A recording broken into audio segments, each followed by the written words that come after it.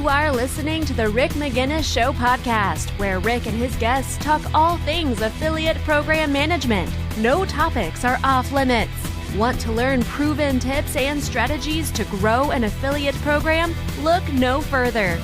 On today's episode, Rick talks to Brook of FMTC about why coupon sites have a negative connotation, why brands should work closer and develop specific strategies for them, and how FMTC is helping merchants streamline the coupon distribution process. Not familiar with Brook? He is a longtime affiliate marketer, having first joined the industry as an in-house program manager at Zappos.com, followed by stints at Shoes.com and Edmunds.com, before co-founding an agency that became Schaff Partner-centric. He is also co-founder of FMTC, which he runs today. Now here's your host, Rick Magennis. Enjoy the interview. Welcome back to the Rick Magennis Show. My name is Rick, and today my guest is Brook from For Me to Coupon. Brook, how you doing this morning? Hi, Rick. Good, thanks. How are you? I'm doing very well, thank you. So I appreciate you coming on and talking about coupons. There are many misconceptions with coupons and coupon affiliates within the affiliate marketing space, and hoping that we can dispel some of those misconceptions and myths about them as well. Sounds good to me. So just give me a little bit of background about who you are, how you got started in the industry, and then we'll get into the talk here. Yeah, so it's 2020. I've been in the industry about 20 years. Having started at a very young Zappos.com right out of college. I took to affiliate marketing like a duck to water. Had a couple stints later at Shoes.com and Edmunds.com, Detour, and then my brother and I started an agency that became Schaff Partner-centric and was sold. It'll have been 3 years this May. And I also am the co-founder of FMTC, which got started at the end of 2007. So we've had a nice long run with exciting things to come in the future. That is my professional background in a nutshell. Now, I apologize if I misspoke. Do you guys only go by FMTC now, or do you still go by For Me to Coupon? No, that's a fair question. So we are, For Me to Coupon is a little bit of a long name, kind of came, there's a little story on our website. It came from an old skit that Conan O'Brien used to have, and it fit pretty well and it was a lot of fun. But most everybody knows us as FMTC. And as we sort of expanded our offerings, we sometimes say it's for me to compete, but we're definitely still very much tied to coupons and deals. So For Me to Coupon works just fine, as does FMTC. Got it. Understood. When you were creating FMTC, what was your thought process on actually creating it? Why did you decide to go this route versus another avenue? So FMTC is the brainchild of a woman named Connie who had a coupon site at the time and saw a lot more competitors coming into the space. She couldn't stop the competitors from coming in, but she knew that it was hard to handle all the coupon data, so she could sell them their pickaxes, as it were. And that was a great idea. She partnered with us to build the business, and she left along the way, as did my brother, who was one of the partners too. And so I've been running the business for the last 3 or so years, 2.5 to 3 years. Got it. So yeah, there was definitely a need in the market, and you guys capitalized on it. Correct. As a former agency owner, you know that when you work with clients, one of the first things out of their mouths, I don't want to work with coupon sites. I don't want them in my program. They don't add value. Be devil's advocate. Tell me why coupon sites are good for the program and what kind of value they bring. Jumping straight to the big question, the perennial issue. So I can actually be an advocate for both sides, I think. I've definitely heard the merchant side. I've definitely heard the affiliate side, and we sell, we distribute the deals from the merchants to the affiliates today. So this has been around for, at least 15 years, probably longer as an issue. And there is just so much to say about it. I think we could probably start by describing the criticism. In a nutshell, the criticism tends to be that the customer goes to the merchant page, is ready to check out, leaves the merchant page to visit another website, finds a coupon or not, and then comes and completes their transaction on the merchant page. And so the sense of some affiliate managers or say executives at the merchant would be, hey, we would have got this order anyway. And then it kind of becomes a question of, well, hey, can we measure incrementality? Can we measure if we would have gotten it anyway or not, et cetera? And I think that the criticism is a reasonable place to start. I think that all channels should be subject to similar criticism. That's a topic we can maybe get into a little bit later. As far as the coupon stuff goes, I think if you look at it, the customers or some segment of the customers know that there are coupons out there or deals to be had. And when they shop at your store, they may be shopping because they really want to work with you or buy something from you. Or it may be more likely probably that you just happen to have what they're looking for. And so these deals, and deals is kind of a more umbrella term because it includes category sales, maybe gift with purchase, sometimes free shipping offers, et cetera. These deals are a big incentive to the visitor. They might get them to come to your site in the first place. And so if you are not offering those deals, there's no guarantee that there's going to be a conversion event. I think a really important point to remember here is that nobody has a 0% shopping cart abandonment rate, not even Amazon. Speaking of whom, if somebody veers away from your site and they don't come back, the most likely reason would be that they probably picked up and found it on Amazon Prime, maybe also for the best price. So the environment is very healthy, but it's also very competitive in terms of online sales. So I think that it behooves any serious merchant to avail themselves of all available information and to implement technologies to have as much information available as possible and to work closely with the deal publishers that they work with, including the rewards guys, the coupon guys, and other guys to craft the best deals for their audiences because they have got eyeballs aplenty and the users that they have are very active shoppers. And if you put a little bit of effort into it, you should be able to come up with very palatable deals that work well for you as a merchant and work well for the customer. So for example, you can offer a really nice deal, but it only kicks in on a certain high average order. So, it's off of $100 or $200 when your average cart is, say, $75 or $125, that kind of thing. So there is a lot more money that you can make by working closely with the coupon partners. And I think you're doing yourself a bit of a disservice if you refuse to work with them on a blanket manner. And frankly, I think it's a bit lazy on the part of the affiliate manager as well. Yeah, that's what I get to is I see that the effort isn't put into building a relationship with these coupon deal affiliates.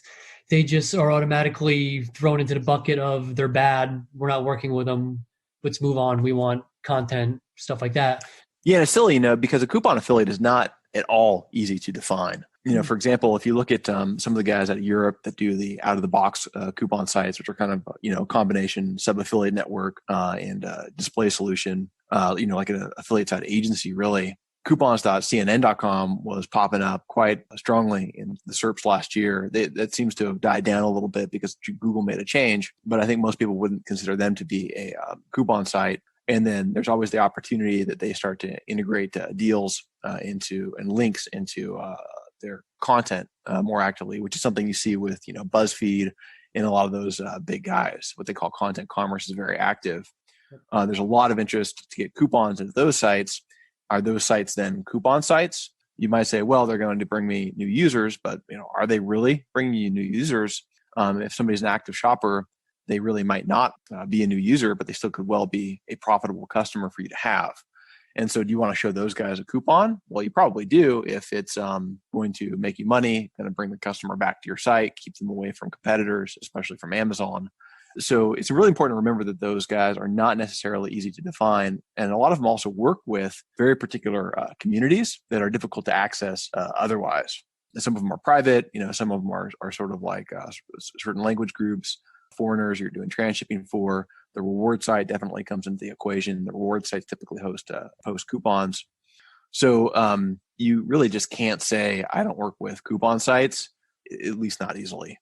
Yeah, well, and then it gets into you start going into digging a hole and you don't know where it's going to go, where even content producers, they offer coupons to their visitors as well. So within the blog post for whatever blog it is, it's like for these visitors, you use coupon code whatever and get 10% off your order. So are they coupon affiliates too? So it's, again, you're right. You can't really distinguish who is a coupon affiliate and who is not. It's becoming more of a gray area. Oh yeah, and the review sites will post them if they can, and at the end of the day, people respond to those deal incentives. Now, going back to your agency mindset, for all the affiliate managers and brands that are going to be listening to this, what would be your one piece of advice to give coupon affiliates and coupon sites a chance? Just tell them why you should at least test.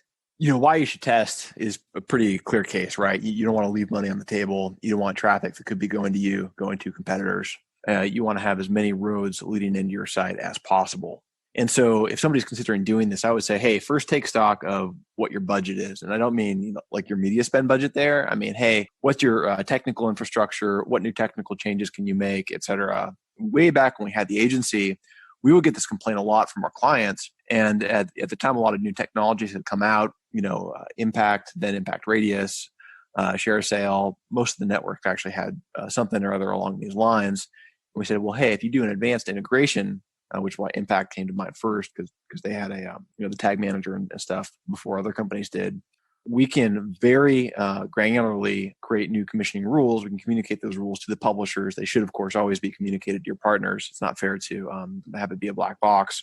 And then you can make these adjustments that you want. And what we found was a lot of the clients that we worked with balked at doing that. And the thought on our side was, well, look, if this is important enough for you to complain about all the time, then it really should be important enough for you to get something in the dev queue and get that implemented.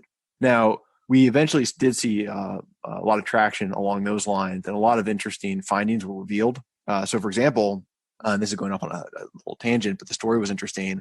We had one client that did their own coupon page, which ranked well in the SERPs. It was like merchant name slash coupons. But interestingly, the conversion rate was not as strong, and the average order size was lower. So, it's not just sort of like the hunt for the coupon. It's a whole part of the buying process for the customer. And because it's part of their buying process as the merchant, you want to be in that buying process. So don't forget, you have a lot of levers you can pull on. You can change the commission rate. You can change the commission rules. You can integrate different sort of technologies. You can definitely change the deals you're getting out to those partners. They want to work with you.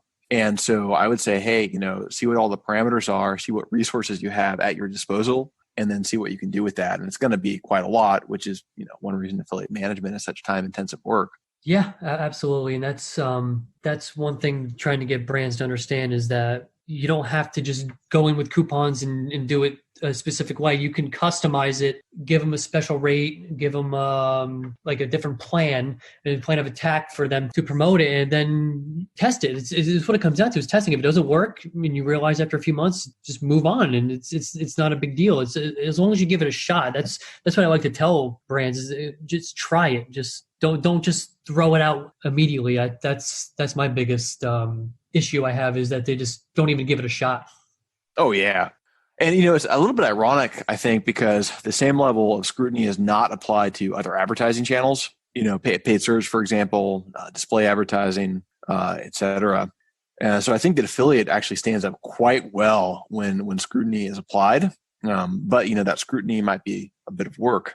Yeah, absolutely. And it's the job of the affiliate manager or the agency to guide them and let them know that they have the experience and they recommend just testing and just follow their lead and see what happens. But I appreciate going into detail on this. It's a very important issue and I see it every day. And I actually just had a client, they only want a coupon to be applied to specific coupon affiliates, but the offer is not valid for any of the other affiliates, like the content producers, which I thought was odd, but I'm working with them to get it to be a general coupon for the program, but we're going to be paying the coupon affiliates less than what would be produced for the content producers. So I'm making headway there with them in terms of like a customized strategy, but it's been a few months of trying. So it's just a matter of getting them information that they need and telling them that it's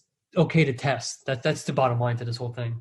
Yeah, I think that the negativity around the coupon space as part of affiliate has been so strong that as an industry, we're actually really not where we should be in terms of getting deals out there, which is something that FMTC, as you might imagine, is hoping to help with for the coupon stuff, the merchants should really work as closely as possible with those partners. If you can have a custom landing page, if you can have the coupon track back to that publisher and then deploy those to a lot of different publishers, those are really going to be big pluses. And then do testing. Ideally, share your testing data with the publishers. They might have some interesting insights that you had not considered. But overall, I would say try and bring it in as a closer relationship. And you are always going to be in a good position as the merchant to say like, look, relationship's not working out for us financially. The publisher might have some insights there, or it could be that if the publisher has inventory on their site and it's just not worth as much to you, it's worth more to somebody else who's going to be willing to pay for that. Note that most of the big coupon and reward sites do command paid placements, at least in Q4. So I think that's a signal of the value that is inherent in those properties. Yeah, absolutely. It's definitely a subject that we can probably talk about for hours. So now getting into what FMTC does, for those who are not familiar with it, how does it work and how do you integrate with brands and help them get their deals out there? FMTC has integrations with all the major networks in the US, UK, and Australia, and Canada, so the major English-speaking markets in the world. And what we do is join each merchant program. So we have about 14,000 merchants that we are joined to. We ingest all the deals that come in from the feeds that the networks have. And the value add that we create is that we test, normalize, and distribute that data, because the data comes in pretty dirty, frankly. Because it comes from 14,000 different merchants. And so the links that come out through our system are all, one, approved for the affiliate channel, which is important because sometimes merchants disqualify the deals that are posted or not, even if the deal is grabbed from their homepage, which I think is maybe not really fair, but each merchant has their own policy. And if you're working with thousands of merchants, it's hard to navigate all that stuff. So we have about 160,000 to 180,000 deals in our system at a given time. They're constantly changing, they're constantly expiring. They constantly need to be updated. Sometimes they're evergreen deals and the merchant doesn't change them. We have to go back and test that. So we really provide great quality deal content to our subscribers who are enterprise publishers. So we work with most of the major enterprise deal coupon loyalty publishers in the US as far as we're able to tell. Okay, and then how do you work with brands and agencies? Like, how does that relationship work? So brands and agencies can access their programs. They can sort of claim their program within our account management system, and then they can interface with our staff to make sure that their deals are getting deployed, the deals are being handled properly. We actually sell premium service to expedite the deal processing, because it goes through our queues by software and human processing. And so we have really great feedback that we got. We actually just did a voice of the customer survey in terms of reliability of getting their deals deployed. Because if you have a deal, you want to get it out there and on all the publisher sites. And some of our clients actually will only work with merchants that use FMTC. That's interesting. The service that you offer is unique, and what I find is that you get lumped in with those coupon affiliates that they don't want to work with you, because when I see a lot of times like you're in the decline pile of applications, which they see the word coupon and then they just throw you away, but they don't understand that you're not even a coupon site. You're just helping them get their deals out to the right partners and having it be showcased in the right manner. Yeah, and sometimes we actually just help to get the links delivered, irrespective of a deal being attached.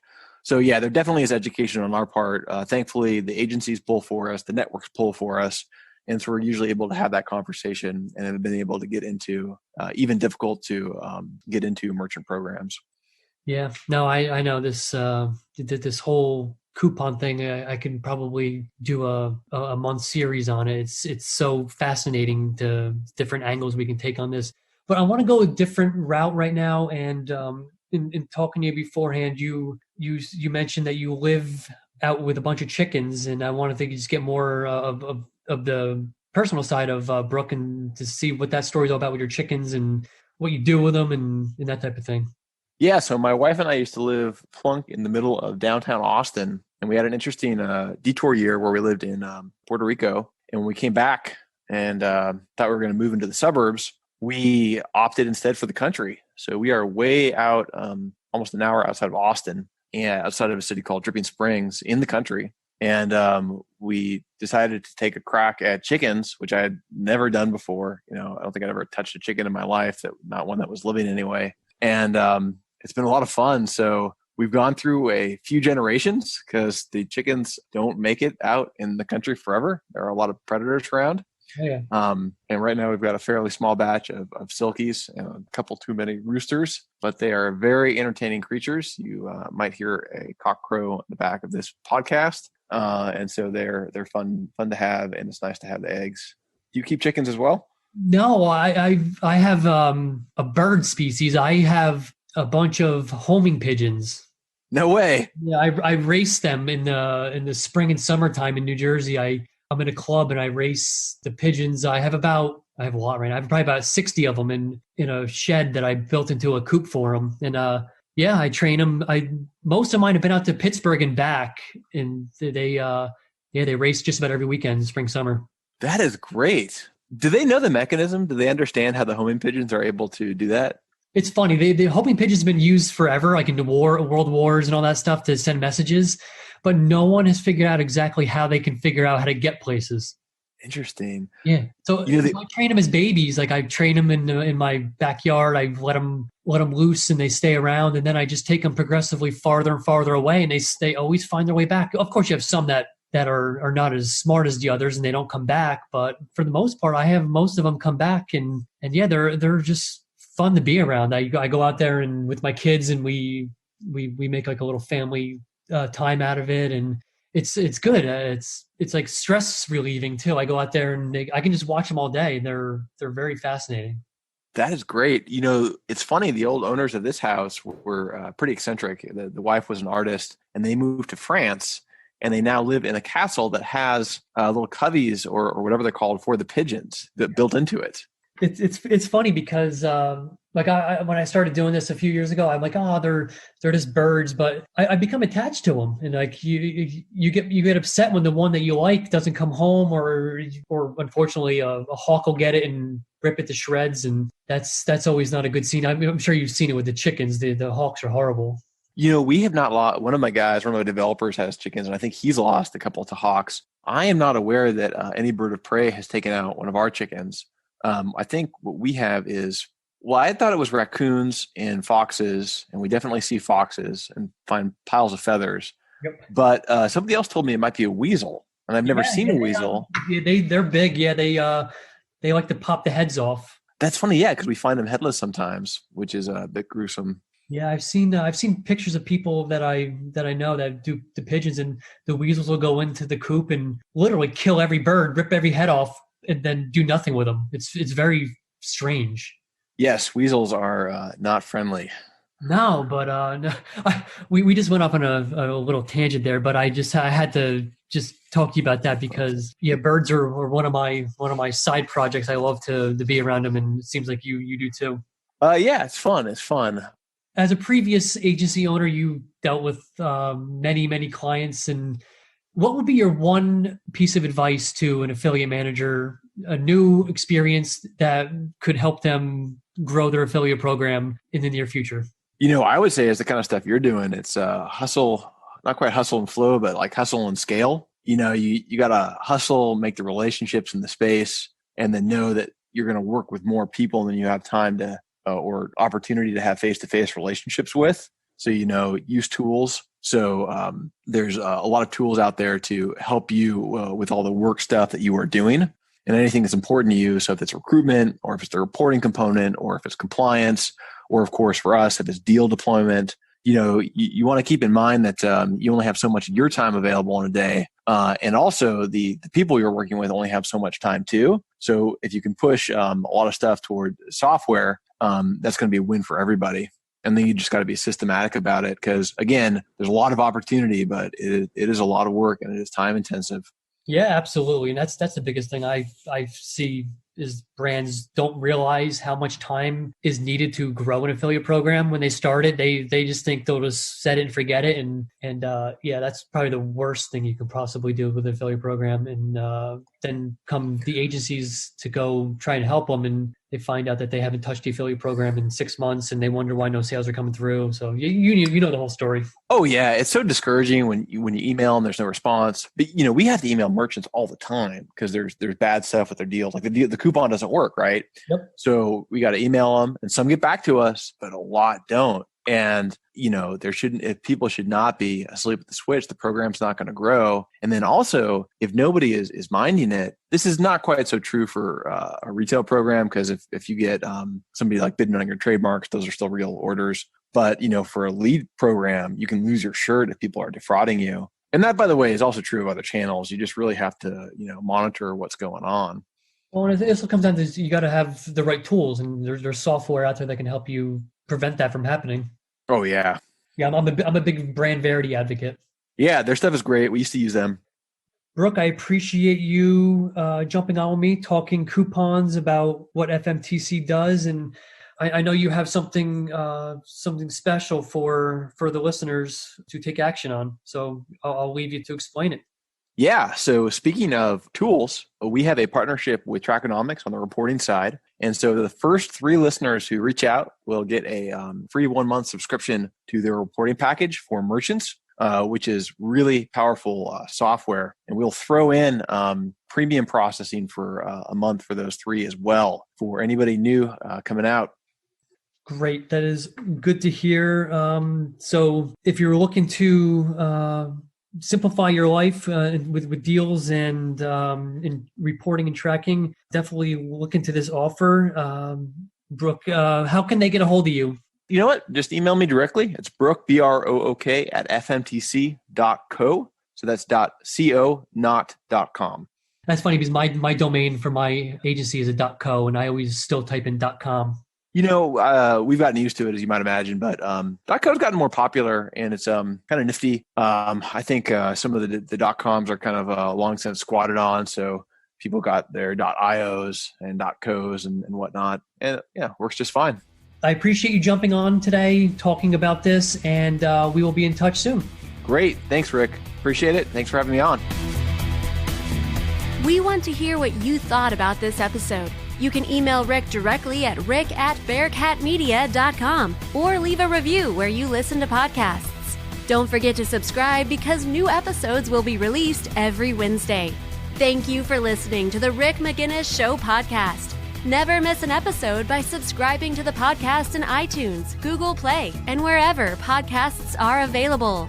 To learn more about Rick, go to the rickmagennisshowpodcast.co.